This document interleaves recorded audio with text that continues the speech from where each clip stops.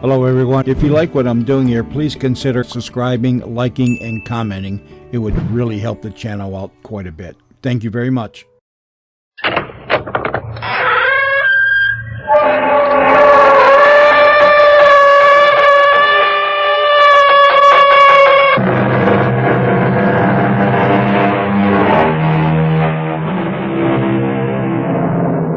Come in. Welcome. I'm E.G. Marshall. In the year of our Lord, 1976, and I use the appellation with some sadness, there were 18,780 murders committed in the United States. These are the latest figures from the FBI, and the only pleasant thing about them is the fact that the rate decreased 8.3% from the previous year. A trend I fervently hope will continue. But where murder seems the only way out, there is always a story. This is one of them.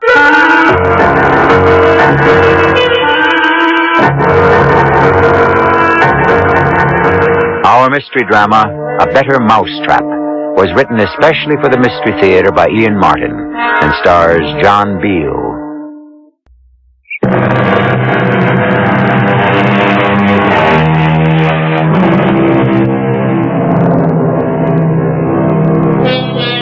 While on the subject of statistics, here's one for you. 1970 was the last year most metropolises in the U.S. enjoyed a population advance. Ever since then, the amount of people in the cities has been declining. Where have they gone? Mostly to the suburbs. Here's Ralph Lester, a typical suburbanite. He moved out of New York before 1970. At the time, it seemed a great idea. A garden, a house, a family, good schools. How has it worked out for him? Let me say only that Ralph Lester is tired, hates the train ride, has had at least one too many drinks, and is worried about, among other things, finances. He doesn't know yet how worried he ought to be. Lucy, the wandering boy is home. For crying out loud. Where are you? Lucy? Where is she? Hey, Lucy, I'm home. Where are you? I'm upstairs, Ralph. Oh, okay. What are you doing? I'm packing. Huh? Never mind, I'll be right down. No, that's all right. I'm up here already. How about a drink if I rush 'em? What time is dinner? I haven't any idea. Well, what does that mean? Dinner is your problem, Ralph. Oh, you mean you've eaten already or something? No, I haven't. Well, did I forget? Are we going out? I'm eating out, yes. I don't know about you. Well, if you're going out, you mean you didn't leave me something? I'm supposed to scrounge it up by myself? Why not? I think it might make good practice. Good practice for what? For the future, when I'm not here. When you're not here? That's right, Ralph. I'm leaving you. Leaving me? What for? It isn't so much what for as why. Yes, I think that's the correct question. All right, then why? Two things. Money and Gloria. Gloria? Your, secretary. That's the politest term I can think of. Well, you can't think that there's anything between me and Gloria. I don't think I know. Oh, how do you know? I'm ashamed to say it, but I hired a man to follow you. Oh, brother, I think I better get that drink. I wouldn't. Not quite yet. You'll need a clear head for the other discussion. What discussion? Money, Ralph. My money. I hope you still have it because I want it. And if you don't have it, I'll make you account for every penny, no matter what court I drag you through. Oh, now, wait a minute, Lucy. Wait a minute. I'm really bushed tonight. It was a tough day. Just give me a chance to pull myself together so I can... So you can what? Make up some new lies? Now, just hold up. I don't know what kind of lies people have been telling you. And if that dried-up, middle-aged old witch next door... Don't you take off on Ellie Pratt. She's the best friend I have in this stupid town, maybe the only one. The whole thing is going to be brought out in the open. Unless you can convince me in black and white that you haven't been cheating on me 2 ways. Robbing me blind and carrying on with another woman. Oh, Lucy, I swear I don't know what you're talking about. Don't lie to me anymore. You talked me into giving you $300,000 worth of bearer bonds to turn into cash. Sure, it's a time to stay liquid. The minute I decide the market's right, we can jump in and make a joint... It's my money. You know what I mean. No, Ralph, I don't. Because, you see, I've been checking into something else about all the money Father left me. And that you were holding, building into a fortune. What do you mean? I got Father's old lawyer to dig into just what securities I hold. The ones you were supposed to have bought for me. What happened to those securities, Ralph? Where are they? You know the firm is holding them for you in your account. Mr. Stearns couldn't find any record of them. Oh, for heaven's sakes, Lucy, the old man is senile. I have all the proof and the documentation. It may be too late to get my money back. But I'm going to fix it so you get punished for stealing it, and I'm not going to let you have a chance to squander any of it on a cheap little tart you pretend is your secretary. Look, you don't understand. It's been a difficult period, Lucy. I've had to try to cover short sales and option deals, and if there was any question now, I could be ruined, Lucy. I could be sent to jail. Oh, I know, Ralph. That's just where I'd like to send you. Lucy, please. Listen, you don't know what a spot I'm in right at the moment. You mean you embezzled other people's funds, too? Well, it isn't embezzling.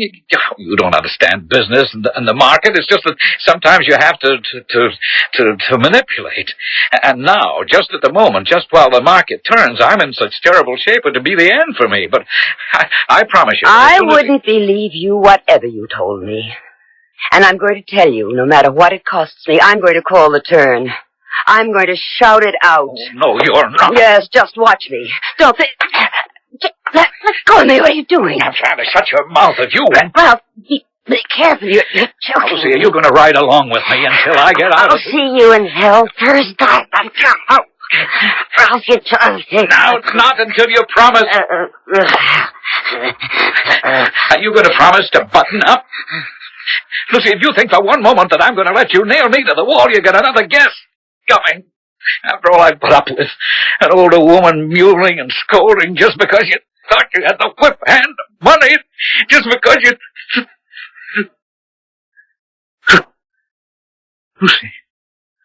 Lucy, I'm sorry.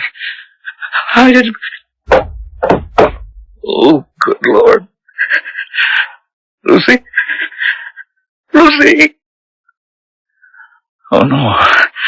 No, she can't be. She's dead. Oh. What am I going to do now? Call Gloria. Yeah. I got to call Gloria.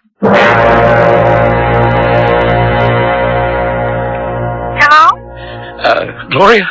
Yeah, Ralphie. Hey, you sound kind of funny. What is it? She's dead. Who? My wife, Lucy. Gee, that's terrible. Well, honey, I'm sorry, but, honey bun, it solves a lot of trouble for us, doesn't it? No, not a bit. Only makes it worse. What do you mean? Oh, Gloria, she didn't just up and die for herself to make it convenient for us. Well, then what? I killed her.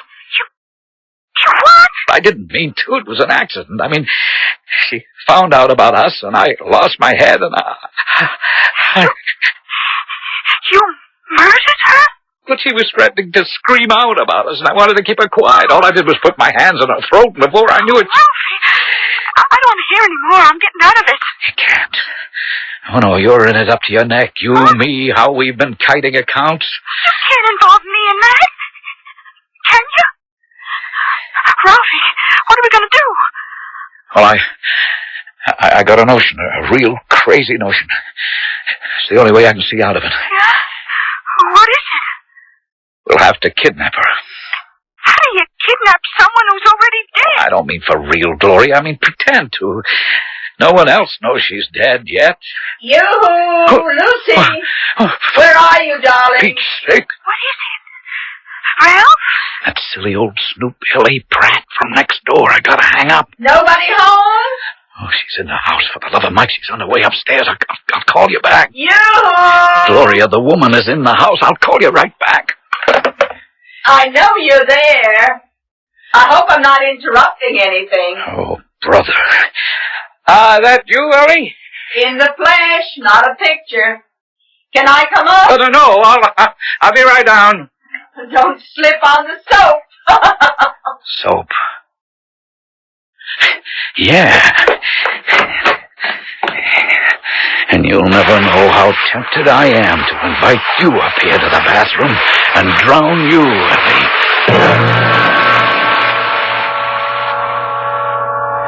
Sorry to keep you waiting, Ellie. Oh, that's all right. You know me, I just make myself at home. Where's Lucy? Lucy? Oh, no, she's getting ready for dinner. Oh, then I won't be a minute. I'll just run up and talk to her. I mean, she's in the shower. She's taking a shower, can't you hear? Oh, yes. Well, look, tell her I'll drop back in 10 or 15 minutes. Well, we won't be here. At dinner time? No, we're going out for dinner. Oh, that's funny. What's funny? Well, I talked to Lucy on the phone just before you came home. She told me she'd be here till 9 o'clock, and I'd better pick it up before then. Pick what up? The envelope. What envelope? From the Brownies. From the Brownies? Yes, you see, it's the annual charity drive, and each den mother collects the pledges the little dears bring back to the den. Oh. Now, Lucy's is the last one this year. Oh, maybe if I just looked no, around... No, really, Ellie, we've got to get out to dinner. Oh, well, who are you dining with so early? No one. I mean, that is, we're just going out to celebrate for a change. Oh, I'm glad to hear that. You know, I haven't liked the way Lucy's been looking lately. And she didn't seem herself at all today. Do you know what's troubling her? Oh, that's a private matter. But I can promise you nothing's troubling Lucy now. Oh, good. I wish I did have the envelope, though. I peeked about, but it doesn't seem to be down here. Maybe if I just ran up and called to her Ellie, through the door... I promise you, I'll get the envelope and deliver it to you. Well, I really must run. It was just, Lucy does take a long shower, doesn't she? Huh? Oh, well, she was working in the garden all day. Really? I didn't see her out there. Well, most of the day. Now, Ellie, I have to change, too, and I... Oh, of course. You don't have to treat me as anything else but family. I'll let myself out. No, I'll do it. I want to lock the door anyway. Lock the door? Yes, we'll be going out through the garage. Ralph, are you all right? You look a bit drawn. Oh, I'm fine. I'm fine. Oh, now, how did he get out, that fool cat? Oh, now, don't you talk to poor Ginger like that. He's Lucy's best baby, aren't you, darling? What's he mewling about? Oh, Ellie, will you put him down? The poor baby's just looking for his supper. I'm surprised Lucy hasn't fed him. Oh, she probably forgot. It's not like her. There isn't anything wrong between you and Lucy, Ralph. Oh, what could be wrong? Oh, I don't know. She hasn't seemed herself lately, and you seem so nervous tonight. I'm just tired. Look, Ellie, I don't want to keep Lucy waiting. Yeah, of course. I'll run along. Now, tell Lucy I'll drop by first thing in the morning to pick up the envelope. No, there's no need. I'll drop it in your mailbox on my way to the train. Oh, shut up. I don't need any trouble from you. What am I going to do? What am I going to do?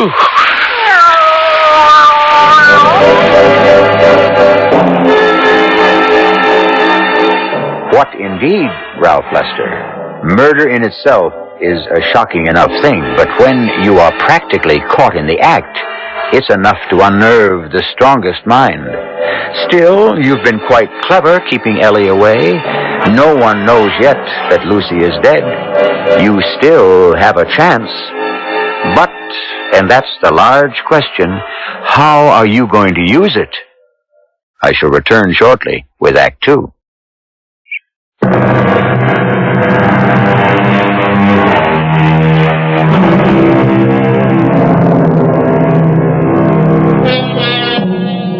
left Ralph Lester in sheer panic, wondering what on earth he could do. The effort of controlling his emotions and trying to act normally with his next-door neighbor after he had just murdered his wife has left him drained, his knees weak, his mind a blank that tries to shut out the terrible reality. Now, suddenly remembering a vagrant thought that had crossed it earlier, he goes to the phone to talk to his girlfriend, Gloria. Gloria, it's our only chance. I didn't know, Ralphie. I certainly didn't bargain on murder. It isn't going to be murder. I told you. It's going to be a kidnapping. Only the victim will never turn up. You think you can make the police believe that? With your help, yes, I think I can. I'll even seem to pay a ransom and make it look like the money's been picked up. And I have a way to get it back. Why don't you just take the money and run, Ralph? Spend my life hiding out and looking over my shoulder? No way. After the kidnappers don't return Lucy, I'm taking that money to cover all we've stolen out of our customers' accounts. We? Oh, yes, you're in this too, Gloria. You try to sit back and let me get hooked for murder, and I'll drag you in with me. You wouldn't do that to me. Don't tempt me. Look, Gloria, baby, don't you see, as soon as the heat's off, her will leaves everything to me. So you and I can live like royalty the rest of our lives. We'd still be that rich? Lucy was rolling in money. Honey, don't let me down. Oh, of course, I'm with you. Now just tell me what I have to do. Okay, here it is. I want you to send a letter a very special way, but it's important that the postmark is New York. What do you mean, a special way? I want you to take a bunch of old newspapers, magazines, circulars, anything with print, and cut out the letters to spell out the message. And now, here's what it should say. Yeah, this is Fairburn Police. Detective Sergeant Castelli speaking. Yes, sir. Could I have the name and address, please? That's Ralph Lester. L-E-S-T. Yeah. Check. And, you just got home. You're quite sure your wife is missing?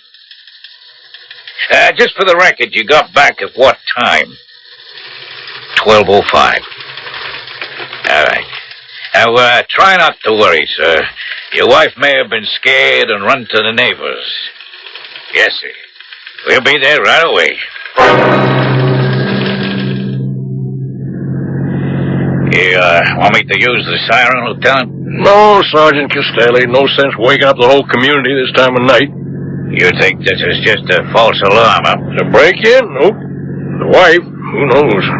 Could be some domestic squabble. Oh, the guy sounded cold-sober, Lieutenant.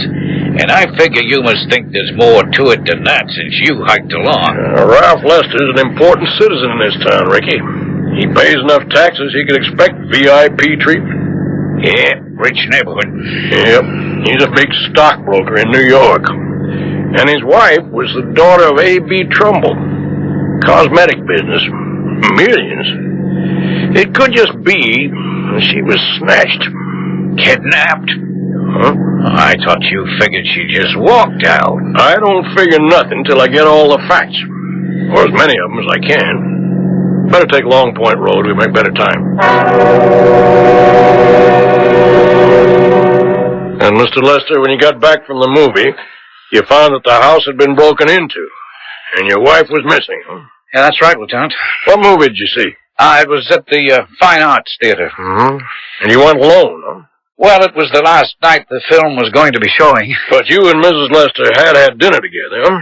In a manner of speaking. Sir? Well, you see, we started to go out because I thought Lucy was looking tired. But on the way to the restaurant, she decided she didn't feel up to dining out. So I just got some roast beef and coleslaw and that sort of thing, and we came back home to eat. I was a little worried about Lucy. Yes, sir. And then you went out to the movie by yourself, huh? Well, she didn't want me to miss the film. She'd been to it earlier in the week, as a matter of fact, with a friend of hers. Oh. A friend? Mrs. Eleanor Pratt. She lives next door. Well, then perhaps she might have seen something. Oh, I doubt it. They broke in on the side of the house away from her. Besides, there's quite a bit of vegetation screening us from each other. Oh, we'll check that out later. Can you think of any reason why your wife might have been kidnapped? Well, not really, except that, of course, her father was a very prominent man. But he's been dead for many years, hasn't he? Yes, nearly 7 years now. But, of course, my wife was his sole heir. So you're more or less convinced that that's what happened? I beg pardon? I mean, there isn't any possibility that the break-in and your wife's disappearance are not connected. I don't follow you. You don't think Mrs. Lester could have just left by herself? Walked out? Oh, why? I mean, we've been married for nearly 20 years. We were happy. I'm sorry, sir. My job is to ask questions. And to find your wife as fast as I can. Now, look, if there's any danger to her life in any way, I don't want police interference. We'll work with you, Mr. Lester, as carefully as we can, if it's a kidnapping. What else can it be? We'll know that soon enough. One way or another.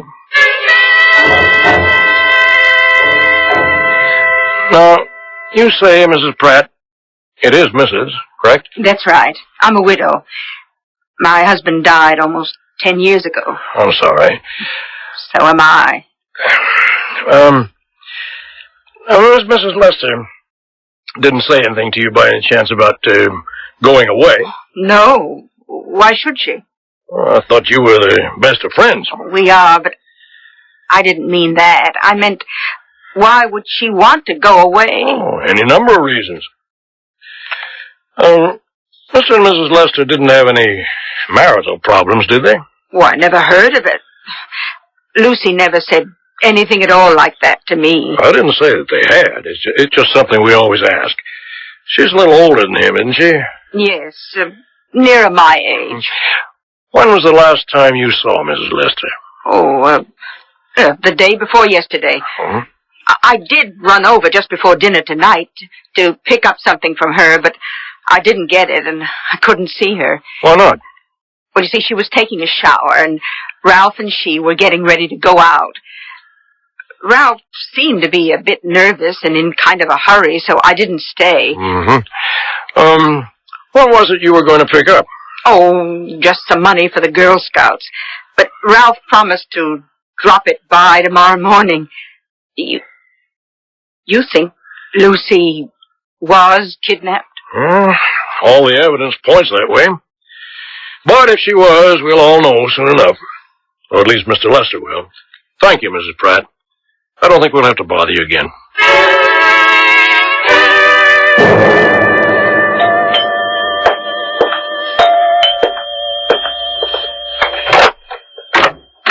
Oh, good morning, Lieutenant. Almost afternoon, Mr. Lester. Heard anything? No. They didn't contact you by phone? Who? Well, the kidnappers. No contact. You wouldn't be keeping quiet about it if they had. Why? It isn't a good idea, Mr. Lester. The police can help. No, I wouldn't take any chances on risking my wife's life. I can understand that. Nothing through the mail? No. If this is a kidnapping, don't try to handle it yourself. Please. You need help. Professional help. We won't endanger your wife's life in any way. What we'll try to do is to protect it. Just help us do our duty. Okay, Lieutenant, up to a point. As soon as I know anything, I'll let you know. And now, if you'll excuse me, I couldn't go into New York today, and I'm trying to handle my business by phone. Oh, that's probably a customer now. See you. I'll be around.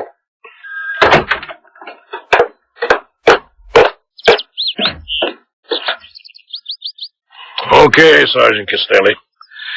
No news yet. Where to now, Lute? Let's take a short hop next door to Mrs. Pratt.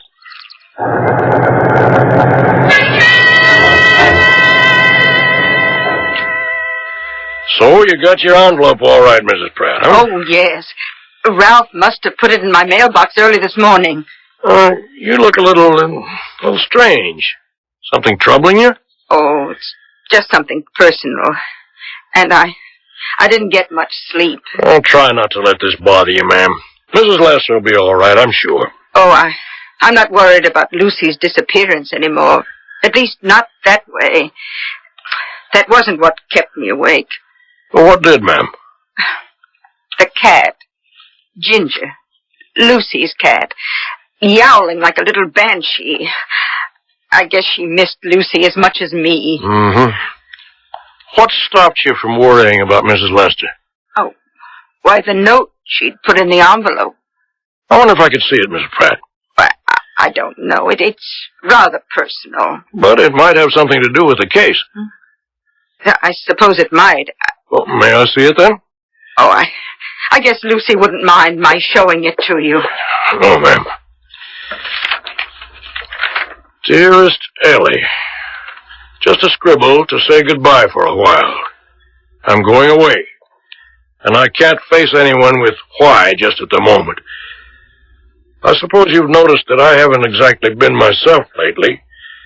If I had to tell you why, I'd just break down and fall apart. I'll write you all about it once I'm settled. I have valued, and always will value, your friendship. Yours, Lucy.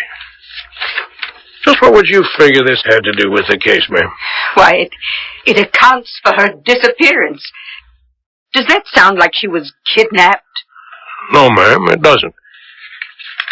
But then, this was written before the break-in. Sounds like. So, it seems like it doesn't change things after all. Is Ralph Lester going to get away with his dangerous and desperate gamble? Has Lieutenant Barth picked up any of the tenuous clues that are falling his way? And if he has, can he possibly strengthen them enough to make them stand up in court to obtain a conviction? In short, can Ralph Lester get away with murder? I shall return shortly with Act 3.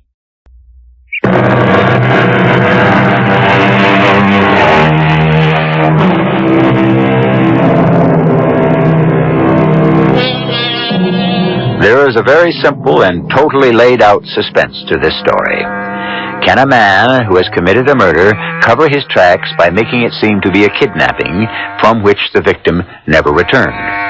In the first act, we witnessed the crime. In the second act, we watched the investigation. Now in the third, we are watching, or listening, if you will, to the big question. Can Ralph Lester get away with murder?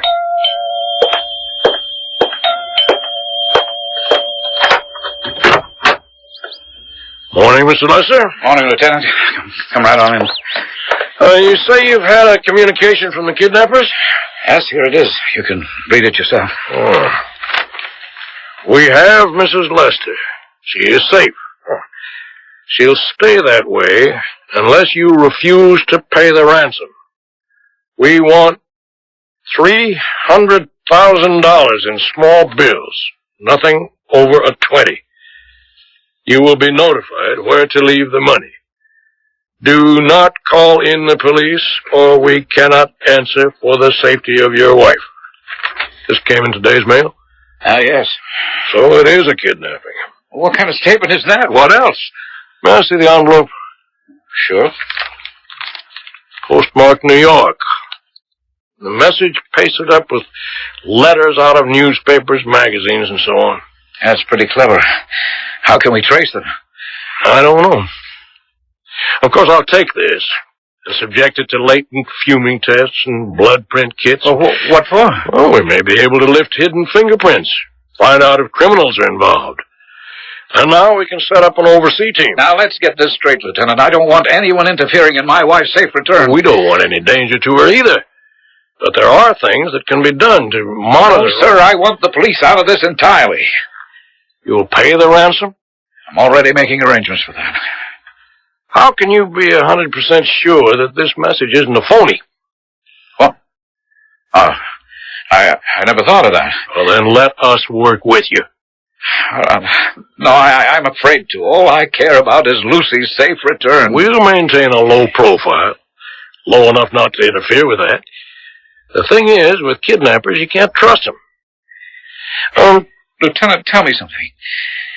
Do you have some idea that my wife wasn't kidnapped? Why? I don't know. Just your attitude. Let's put it, Mr. Lester, that I'm afraid you want to handle too much of this by yourself. And it's tricky business. Now, if someone's holding your wife, you're going to be contacted, probably by phone. You going to try to handle it from there on in? I mean, the drop-off and the exchange? Well, that's what this note told me to do. Well, supposing you pay the ransom, and you don't get your wife back. If you don't work with us, who's to know what happened? Oh. Okay, I'll work with you. Check. Well, the normal thing is, you'll get a phone call. We'll try to trace it. But I'd guess no chance. Whatever they tell you, we'll take it from there, okay? And what we wait for is a phone call.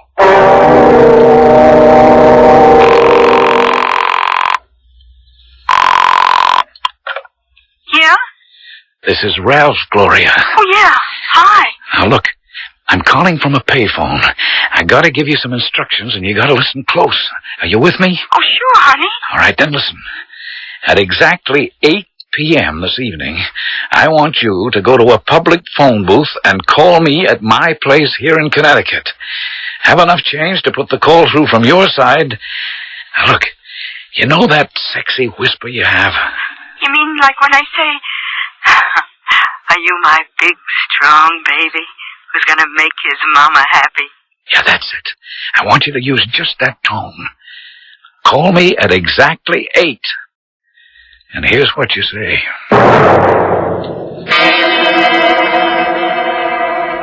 Tomorrow morning, you will take the train, arriving Grand Central, 9:42. You will have the money with you. You will go to box 431, which you will find open. The money must be in a brown paper bag. Put it there and shut the box. Walk away immediately. Obey us, or your wife's life is on your conscience. Did you hear that, Lieutenant? Yeah, I heard it. Any chance of tracing it?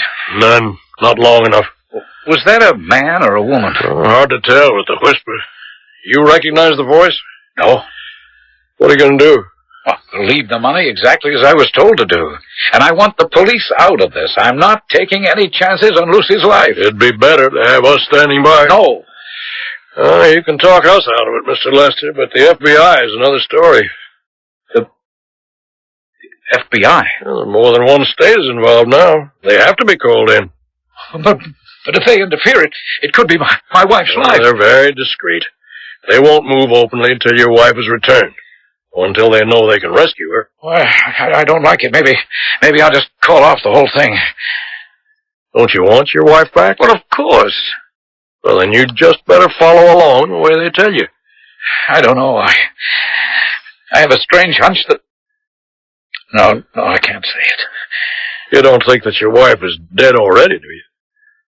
It is a possibility, isn't it? Yes, it's always a possibility. Well, I have to get back to the station house. Good luck tomorrow. I guess I'll need it.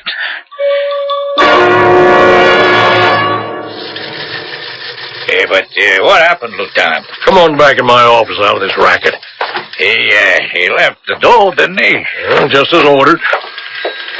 Let's get in the office. But no one picked it up, huh? That's the whole foul-up. The locker was checked. They're only good for 24 hours, and the FBI knew it would run out at 12 noon. But when no one showed up to pick up the ransom, they moved in. And when they had it opened, the locker was empty. Why? Yeah, they goofed somehow. Don't ask me.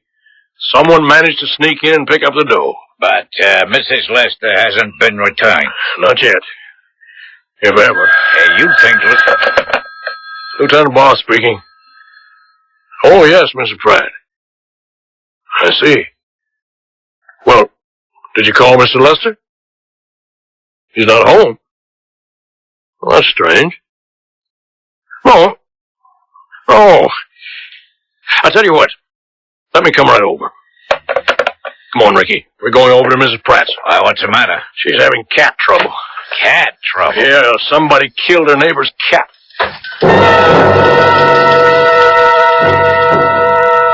And you say you heard the cat all last night till about 1 this morning? That's right, Lieutenant. Crying as if his heart would break. Crying? Oh, he was really howling up a storm. Poor little thing. Like he was a mourner at a wake. Where was the cat making all this noise? Oh, you can see right out the window. It was bright moonlight last night, and there he was, sitting on the old well, just howling. You mean the one right out in back of Mr. Lester's place there? That's right. I remember years ago when we all depended on it for water, before the Farmdale hydraulic put the pipes in. And that's where the cat was yowling? Yes. I thought he'd never stop. But he did? Yes. Just as I thought I'd have to go out and do something about it.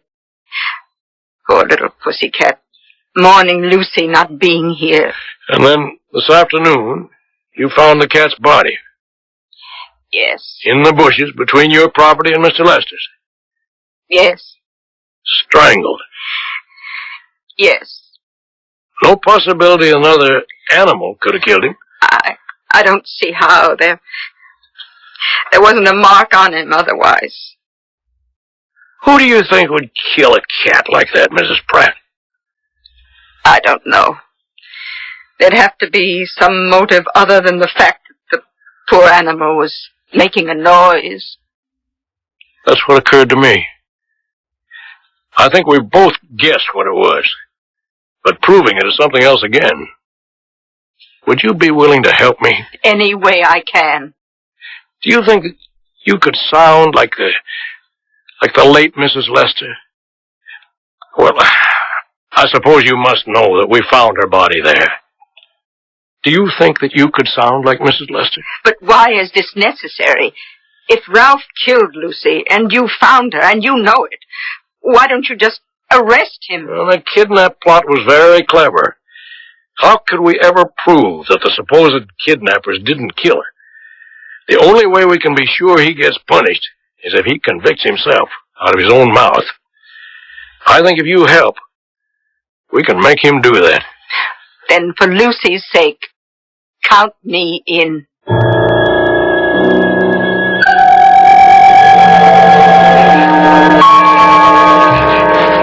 Lieutenant, I really don't understand the purpose of all this. I was fond of Ginger, but in my present position, I can't worry too much about the accidental death of a cat. I was just wondering why you didn't hear him caterwauling last night. I didn't even know he was out. I was dead to the world after what I've been through.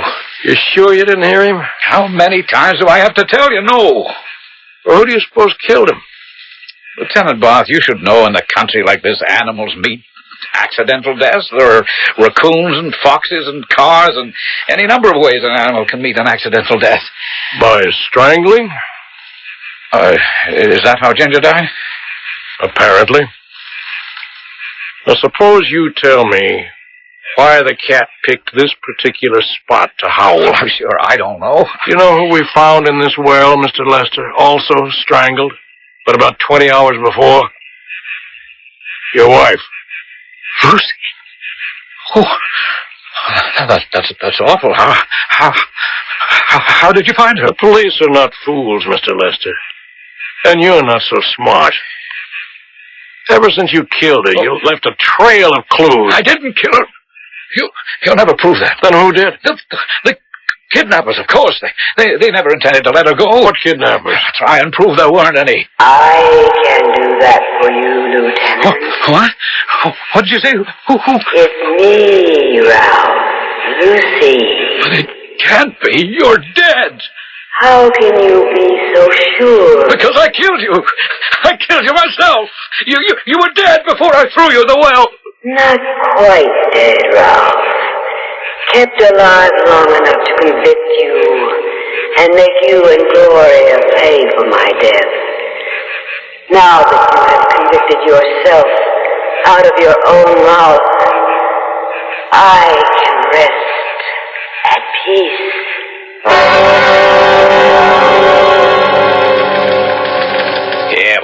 Lieutenant, I still don't see why it was all necessary. We knew the guy killed her. Well, too many loose ends, Ricky. This one I wanted to nail for sure. With all the witnesses we had last night, we got him dead to rights, huh? There's only one thing. What's that? The so-called ransom. Now, we know he had the dough. The FBI watched him put it in the locker. But who picked it up? Mr. Lester. It was simple. He also had the key to a box right next to the one his girlfriend had specified. His body was enough to cover the fact that he put the money in that box instead of the one the supposed kidnapper had named. He intended to go back and pick it up later. Only time ran out on him now. Thanks to an interested neighbor and a poor little cat who mourned his mistress too much, but not wisely. I'm kind of sorry for the cat. Yeah, so am I. Except that if it hadn't been for him and Mrs. Pratt, he might have got away with it. Yeah, it's a lucky thing the cat was let out of the bag.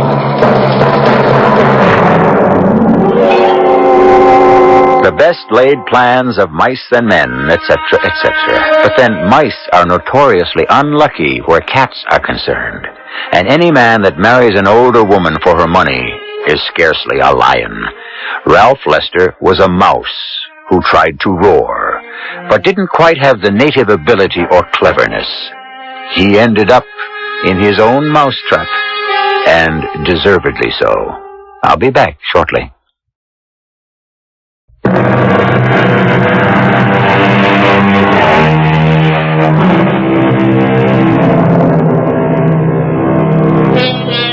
The crime of passion is a sad thing, because it cannot, by its very nature, be totally reprehensible.